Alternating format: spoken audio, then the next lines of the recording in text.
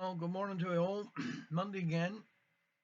A bit better weather now. I mean, we've had a bit of a been blowing all in and hunting down all the weekend. I don't think the forecast is very good for the week, but there we are. We've got to keep smiling. It's good for the water, fill up the reservoirs and all. There's always a positive to it. Don't worry about the negatives, but I hope everybody's all right. Keep smiling. We'll be all right. I know there's a lot of coughs and colds going, but it's the time of year, I suppose, really, isn't it, for it? So, but there we are. So keep smiling. That's all I can say. And we've got ALO Cornwall on Friday. We've got a lovely speaker, Martin Brockman, talking about the Torrey Canyon. So we should hope to have a good house there on Friday night down the day centre. Now, I only got one birthday today. It's a dear great friend of mine, known her a long time, Rosie Sutherland. Do a lot for RNLI. That's why I suppose it's important. Like what Martin Brockman's coming as well. So happy birthday to you, Rosie, and we'll hope you have a lovely day. Now, on that theme of being down there, down that end, down Newland Way and all, I'm going to do a Liz Armand here today. This is Dolly Pentreath and the Squire. I've done it before, I know, but I just thought, well, I'll keep down the Newland end, eh? So, the morning dawned clear and shining, the sea seemed to sparkle and dance, and Squire Price of Shywoon, at peace with the world, decided to ride to Penzance. Cheerfully astride his restless young mare in his coat made in London church town, when a person he saw trudging up Newlyn Hill soon changed his mild smile to a frown.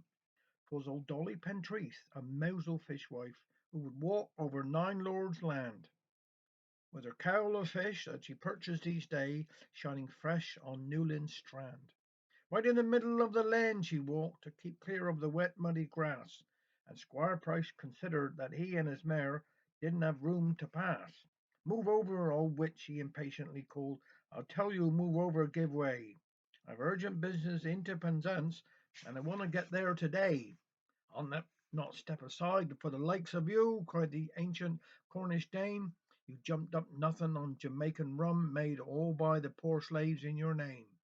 With rage, Squire Price spurred on his mare, and pushed poor Doll to the ground. Her cowl was knocked right off her back, her fish was all scattered around. "Sticks, stones, and tubbins!" Dolly heaved at Squire Price in his smart London gear. "You rogue, you devil incarnate!" she shrieked. "I'll give you something to fear." "Oh, Chronic had hagger do!" she wrathfully cried. With each missile she hurled at his back, the venomous tone in that awful voice made him stop dead in his track. "Here's silver to pay for the fish I've spilled, and there's more if you tell me, pray, what you meant by that terrible Cornish spell you have cast upon me today." "Give me the money first," Dolly replied, "and I'll call you a fool for your pains. An ugly back toad is what I said, and so you will ever remain." With an oath the gentleman raised up his crop and made to strike Dolly in the face, but she stood her ground, fixed him with her eye. Of fear she showed not a trace.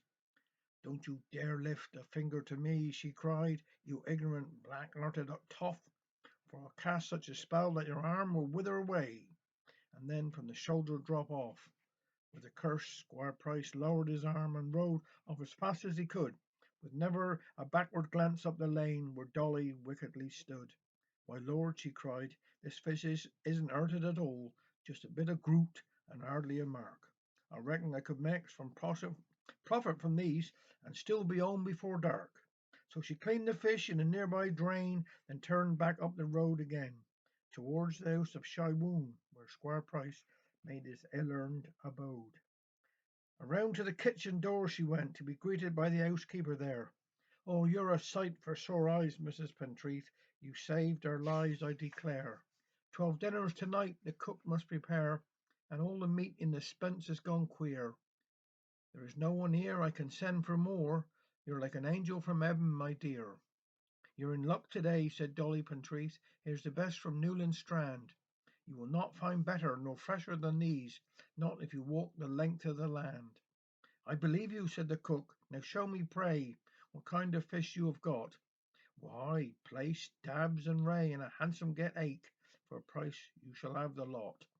Now mind you tell Squire who bought us this food. Yes, this is my dearest wish, that he'll always remember that Dolly Pentreath supplied him with fresh Newlyn fish.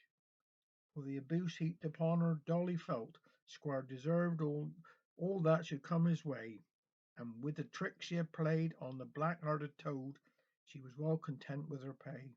And whenever after the bad Squire Price met with old Dolly in the street, his right arm would throb, so he'd wish her good day, and then beat a very hasty retreat. Take care and look after yourselves.